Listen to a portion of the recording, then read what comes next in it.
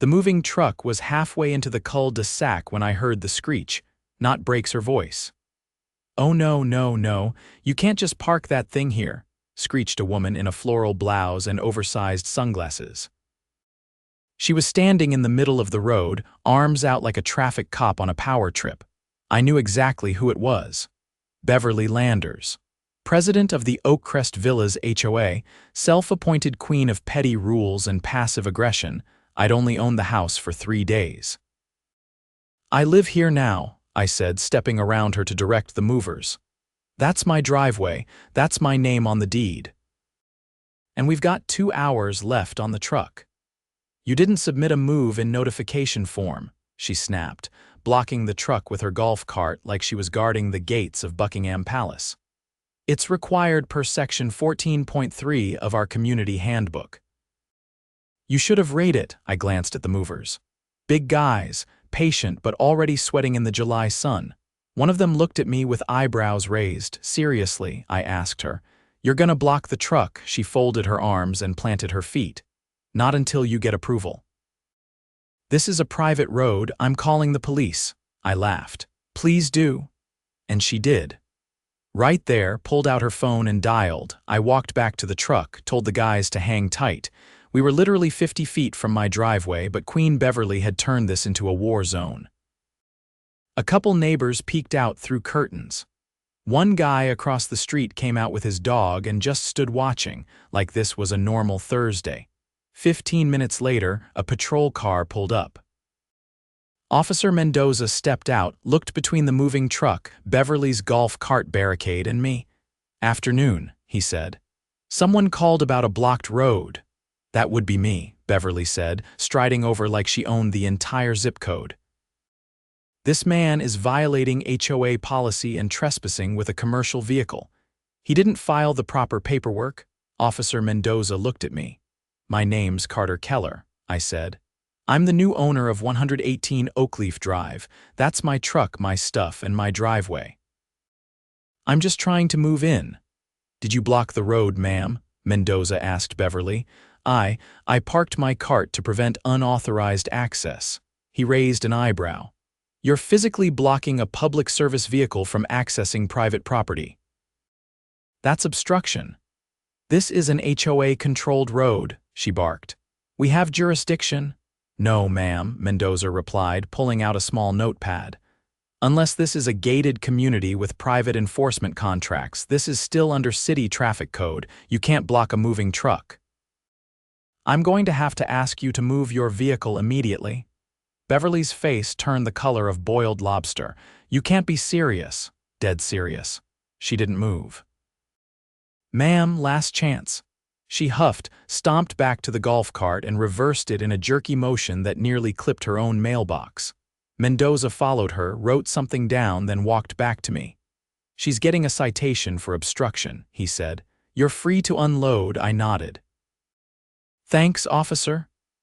As the movers started pulling boxes again, Beverly stood on her porch, phone in hand, probably already emailing the entire HOA board about the incident. I didn't care. She lost round 1, and I had cameras recording the whole thing. The next morning started with silence. That kind of tense quiet where everything feels like it's holding its breath. I stood in the kitchen, surrounded by half-unpacked boxes and the smell of old drywall dust, sipping black coffee from a chipped mug I found in one of the kitchen boxes. The movers had done their job, but now it was my turn to make the place feel like something other than a warehouse with windows. Then came the knock, 3 sharp raps, precise, calculated almost. I opened the door expecting a delivery, but there she was, Beverly again, with a man in a beige suit and a clipboard standing just behind her. She didn't say good morning or even pretend to be cordial. "This is Gerald from the Architectural Review Committee," she said, pointing a manicured finger at me like I was a problem to be solved. "We're here to conduct an exterior compliance inspection." I stared at them. "I've been here less than 24 hours. "You really think that's necessary?" Gerald cleared his throat. "It's standard protocol following a new occupancy. We need to ensure no unsanctioned modifications were made during previous ownership." Nothing's changed.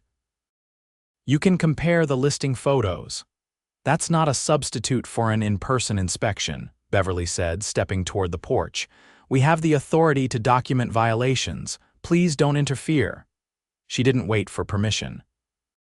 Just started snapping photos of my front yard, mailbox, and porch light like she was collecting evidence for a criminal trial. Gerald followed, jotting notes, pausing occasionally to peer at the siding like he expected it to confess something. I leaned against the door frame, arms crossed. You think this is going to intimidate me? I asked. Beverly didn't even look up. We enforce standards. If you have nothing to hide, you have nothing to worry about. You're not law enforcement, correct? We're worse. We have voting power. I laughed once dry and short but said nothing else. Let her dig her own hole. They spent 10 minutes walking the perimeter, inspecting everything from the garden hose to the shade of the shutters. When they finally returned to the front, Gerald gave me a slip of paper. Preliminary findings, he said. Expect an official letter within 72 hours. I glanced at it. 6 potential violations circled in red ink, none of them real issues. Weeds in the mulch bed, a slightly leaning fence post, the porch light bulb being non-uniform in color. It was absurd. Manufactured ammunition. They left without another word, Beverly's heels clicking down my walkway like punctuation marks. I went back inside, opened my laptop, and started digging. First stop, the county property records. Found the plat maps and ownership history in under 10 minutes. Then I pulled up the Oakcrest Villas HOA bylaws, dug through their outdated website until I found the PDFs buried under 3 layers of password-protected nonsense. I only had access because they'd automatically enrolled me at closing. Then I saw it. Buried in the architectural restrictions section, under subsection D12. No HOA representative shall enter homeowner property for inspection without written notice served at least 48 hours in advance, except in cases of emergency involving health or safety. Bingo. I called the county housing compliance office, asked a few quiet questions. They confirmed HOAs had to follow their own charters. Violating that could trigger a civil complaint. I filed it right then and there. By dusk, I had a plan. The next morning, I installed 3 high-resolution cameras, one on the front porch, one angled toward the driveway, and one mounted discreetly under the eave facing the side yard. Motion triggered, night vision, time stamped. Not for paranoia, for proof. Later that afternoon, I walked 3 houses down to meet my neighbor, Elise. She'd watched the moving day madness from her lawn chair, earbuds in but clearly paying attention. Hey, I said. You've lived here long? 7 years, she replied, setting her book aside. You're the guy Beverly tried to steamroll. She's thorough. She's a tyrant, I chuckled. You ever had issues? Elise leaned in slightly.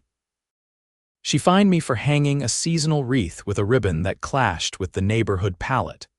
Then she tried to evict a veteran down the street for flying an American flag from a pole instead of a mount. She's had it out for anyone who doesn't play by her made-up rules. Does anyone actually support her? Only the ones she lets bend the rules. It's a little club. They look the other way on each other's violations. But if you're not in it, you're the next target. That was all I needed to hear. That night, I pulled the footage from the inspection. Beverly had stepped fully onto my private property without notice, snapping photos of my backyard without any reason. Gerald had even leaned over the fence into my neighbor's yard to peek behind my shed. All of it caught on camera. I time-stamped everything, filed a second complaint, this time with the sheriff's department under trespassing statutes. Then I went a step further. I printed stills from the footage and slid them into individual envelopes. On each, I included a copy of the HOA's own bylaws with the relevant section highlighted. The next morning, I dropped them off at 6 houses along my street. People who, according to the public records, had been fined in the last year. I found their names in the quarterly fee ledger the title company gave me at closing. Public record, technically, since it was part of a lien disclosure. That afternoon, two of them showed up at my door. One was a retired paramedic named Jonah. The other, a middle school art teacher named Derder. They both looked angry and not at me. "She did the same thing to us," Jonah said. "Claimed a patio umbrella was a safety hazard and tried to levy a $100 daily fine." Derder held up the photo I gave her. I knew she was stepping out of line. I just didn't know how to prove it. I invited them in. We spent the next 3 hours building a timeline documenting dates, fines, photos, and violations. I started a spreadsheet cross-referencing HOA meeting minutes with incident reports. Patterns emerged. The same 5 families never got cited despite obvious infractions. Satellite imagery showed one of them had a non-compliant storage shed behind their fence for over 2 years. No citation. We weren't just dealing with a control freak. This was selective enforcement, legally known as discriminatory application of bylaws. That carried serious weight, especially in civil court. That night, I filed a formal petition to review the last 2 years of HOA enforcement actions, citing Section 9 of the HOA's Transparency Clause. They had 10 business days to respond. 3 days later, I received a hand-delivered envelope. Inside, a cease and desist letter from the HOA's attorney claiming I was harassing the board and demanding I cease surveillance activities. I laughed. Because the lawyer had used HOA letterhead, not a licensed firm, there was no bar number. I looked him up. No license in the state. He wasn't a lawyer. He was Beverly's nephew listed as legal liaison in the HOA newsletter. The next morning, I forwarded the letter to the State Bar Association and filed a complaint for unauthorized practice of law. Then I printed copies for every house on the block. By the end of the week, I had 9 neighbors ready to attend the next HOA meeting, some who hadn't shown up in years. We had schedules, documents, and a plan to call for an emergency vote, and Beverly had no idea what was coming. I arrived at the Oakcrest Villas clubhouse 20 minutes early, but there were already cars lining the street. Not just the usual sedans and hybrids either. There was a pickup with a ladder rack, a vintage Mustang with a cracked windshield, and a faded minivan with a bumper sticker that read, "Retired doesn't mean quiet." I recognized most of them from the spreadsheet. Inside, the meeting room looked like something out of a municipal time capsule, fluorescent lights buzzing overhead, a folding table at the front with 3 mismatched chairs, and a dusty plastic ficus in the corner that hadn't been watered since the Bush administration. Beverly sat at the center of the table, flanked by 2 board members I hadn't met yet. One was a man with a mustache thick enough to qualify as its own HOA member. The other wore a Bluetooth earpiece and typed constantly into a tablet, refusing to look up. As I walked in, Beverly's gaze narrowed, but she didn't say a word. She was wearing a pale green blazer and a necklace the size of a doorknob, probably meant to project authority. It just looked heavy. The room filled up fast. I counted 17 residents. More than double their average turnout according to the last 2 years of minutes. Word had clearly spread. Jonah stood near the back, arms folded, and Derder sat up front with a legal pad, flipping through notes. Elise arrived last, carrying a manila folder and wearing a calm, unreadable expression. Her presence seemed to rattle Beverly more than mine. The meeting began with the usual boilerplate from Beverly: call to order, approval of minutes, budget update. But before she could shift to the next agenda item, I stood. "I'm requesting time to present a motion under Section 8 of the HOA Charter." Beverly's mouth twitched. "That section is reserved for board-certified business." "That's not what it says," I replied, holding up a printed copy of the bylaws. "It states any homeowner may introduce a motion provided it has at least 5 co-signers present. I have 9. I handed the paper to the mustached board member. He scanned it, raised an eyebrow, and nodded. "You'll have 5 minutes, Beverly said through clenched teeth. I stepped to the front and placed a stack of folders on the table. "Each of you should have received a copy of the HOA's enforcement record over the last 24 months. What you'll notice is a disturbing trend. The same 5 households repeatedly cited for minor or fabricated violations, while others who coincidentally live on the same side of the street as the board members are never cited for anything. Ever. I flipped open the first folder. Here's a picture of a non-approved storage shed behind 212 Oakleaf Drive, erected 18 months ago. No citation. Now here's the letter Darder received for a decorative bird bath that was supposedly out of color compliance. A few people chuckled. Beverly's jaw tightened. Here's where it gets worse, I continued. Last week, 2 HOA reps entered my property without notice or consent. That's a charter violation. When I filed a complaint, I received a cease and desist letter from someone claiming to be the HOA's legal counsel. Except he's not a licensed attorney. He's Beverly's nephew, and impersonating a lawyer is a felony under state law. Gasps rippled across the room. I didn't stop. I've forwarded the letter to the state bar, but that's not all. I also discovered HOA funds have been allocated to a community improvement fund that has no paper trail. Over $9,000 logged as discretionary spending with no receipts or vendor invoices. The Bluetooth guy finally looked up. There's more, I said, pulling up a photo on my phone. This was taken by a motion camera last Thursday night at 11:47 p.m. That's Gerald, the same man who inspected my property removing campaign signs for a local city council candidate from 3 different yards. That's theft, and it's on tape. Beverly stood up. You're out of line. No, I said, you are.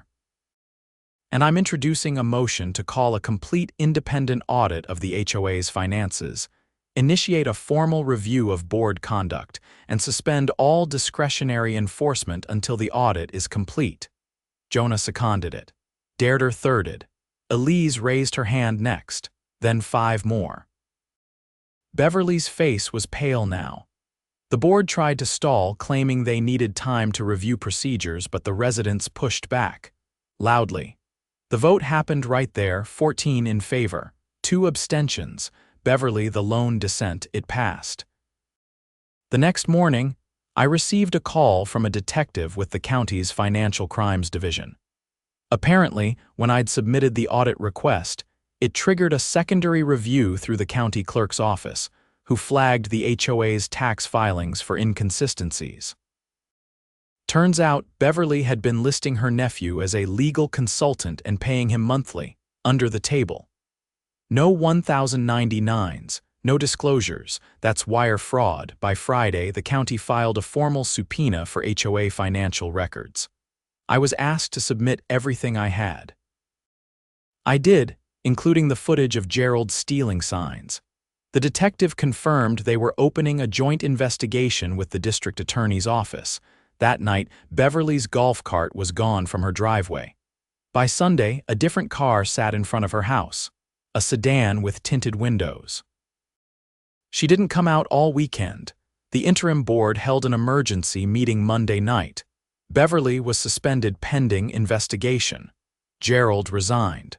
The Bluetooth guy said nothing and quietly handed over his tablet, and then came the letter. Signed by the county clerk, addressed to all residents, an official notice that a forensic audit had begun. Any residents with evidence of improper fines or selective enforcement were encouraged to submit statements. By the end of the week, 23 people had. I walked to the mailbox that Friday and found something unexpected, a handwritten note from Elise. Welcome to Oakcrest, it read. Not everyone here plays dirty. Some of us just needed a reason to stand up. That night, I sat on the porch with Jonah and Darder, watching the sun drop behind the rooftops. For the first time since I moved in, the air felt still not heavy with tension but calm. The HOA wasn't gone, not yet, but its grip was broken. And Beverly? Somewhere she was probably fuming in silence, watching her empire unravel one time-stamped frame at a time. 3 weeks after the vote, the neighborhood felt like a different place. The mailboxes weren't stuffed with violation warnings anymore. People actually waved when they walked their dogs. Jonah had started building a small pergola in his backyard without anyone peering over his fence pretending to measure shadows. The HOA's grip had loosened, and no one missed it. But just when the dust seemed ready to settle, something bigger dropped. I was standing in my garage, organizing the last of the unpacked boxes, when a black SUV pulled up in front of Beverly's house.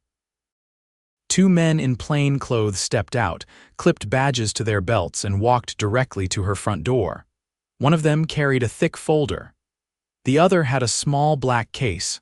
I didn't need to guess. About 20 minutes later, the front door opened again. Beverly stepped out, her head low, holding a leather purse clutched to her chest.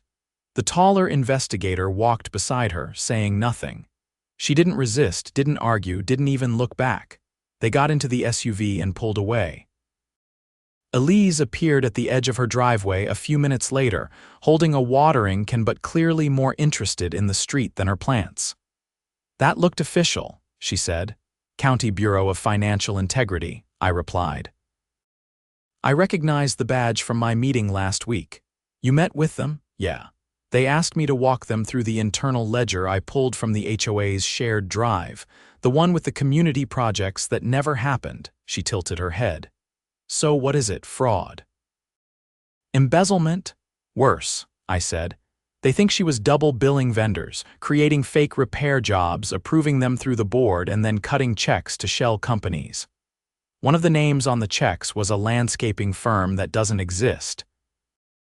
Another was a concrete service based out of a P.O. box in Nevada." "Let me guess," Elise said. "Both companies traced back to her relatives?" "Or her," I said. "They found bank transfers from the HOA account to a personal account she opened under her maiden name." Elise whistled softly. "No wonder she was so obsessed with control." "It wasn't about rules," I said. "It was about hiding the holes." 2 nights later, the interim board called another meeting. This time, they moved it to the community center downtown because of the expected turnout. Over 40 residents showed up. Some had brought lawn chairs. Others arrived in work uniforms, clearly coming straight from shifts. No one wanted to miss it. The new acting president, a retired accountant named Dana Whitaker, stood at the front with a manila folder in one hand and a stack of printed notices in the other. "First order of business," she said, clearing her throat. "Beverly Landers has been formally removed from the board for cause. She is facing criminal charges including wire fraud, misuse of community funds, and obstruction of a financial investigation. She is currently out on bond and under state supervision pending trial." A low murmur spread across the room. No one looked surprised, just relieved. "Second," Dana continued, "we received confirmation from the county auditor that nearly $27,000 in HOA dues were misappropriated over the last 3 years. Those funds are unrecoverable for now, but the district attorney has filed a civil recovery case alongside the criminal one. Any awarded restitution will be distributed proportionally to affected residents." Someone near the back asked, "How do we make sure something like this never happens again?" Dana held up a copy of the HOA charter. "We're rewriting it." Over the next 30 minutes, the board presented a revised governance draft, shorter, clearer, and with significantly more oversight. Every financial decision over $500 had to be approved by a community vote. All fines required clear photographic documentation and a written explanation. The power to interpret rules no longer sat with a single person, or even the board. It now required a rotating committee of 3 randomly selected volunteers from the neighborhood. It passed unanimously. Later that week, I got an email from the assistant district attorney handling Beverly's case. They wanted to use my security footage as part of the official timeline. Not just the inspection, but the original incident, her blocking the moving truck and calling the police. "It demonstrates a pattern," he said during our call. "Not just financial misconduct, but a deliberate abuse of authority to suppress and intimidate homeowners." I agreed to testify if needed. The trial took place 2 months later. It was quiet, not a media circus, but several of us attended anyway. Beverly sat at the defense table looking smaller than I'd ever seen her. No sunglasses, no floral blazer, just a dark blouse and a legal pad she never wrote on. The prosecution laid it out clearly. False invoices paid to non-existent companies, personal expenses disguised as maintenance costs, and multiple cases of forged approval signatures. One of the witnesses was a former board member who admitted Beverly pressured him into signing blank checks in exchange for waived dues. Her defense team tried to paint it as mismanagement, not malice, but the records were airtight. The jury took less than 3 hours, guilty on all counts. She was sentenced to 4 years in state prison, with an order to pay restitution totaling over $30,000. The judge noted her abuse of power as an aggravating factor. When the verdict was read, not a single person in the courtroom made a sound. Back in Oakcrest, the neighborhood kept changing. Without Beverly's network at the helm, several of her allies quietly resigned from their roles. The new board established open office hours every Saturday. One of the first things they did was use remaining funds to repair the community playground, something Beverly had claimed was not in the budget for the last 5 years. Jonah finished his pergola and hosted a barbecue under it. Deirdre painted a mural on her backyard shed that the kids loved. Elise started a monthly coffee meetup on her porch and people actually came. As for me, I finally finished unpacking. The garage was organized, the tools were hung, and I installed a proper workbench. The cameras stayed not out of paranoia, but because I'd learned something important. When people abuse power in the dark, the best defense is to shine a light.